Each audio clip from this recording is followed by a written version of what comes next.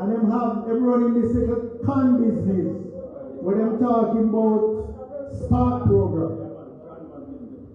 Con business. Them talk about them have 4 package that them international tender. Lie. They don't know who will get the contract there already. They don't know.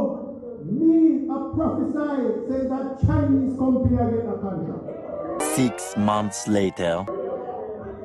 Me a prophesy said that is the financing for the Labour Party in the upcoming election. Corruption.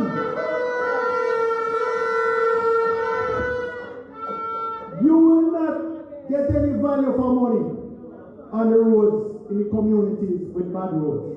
The farmers will not get any improvement. You mark my words, the JLP are going to nyam out most of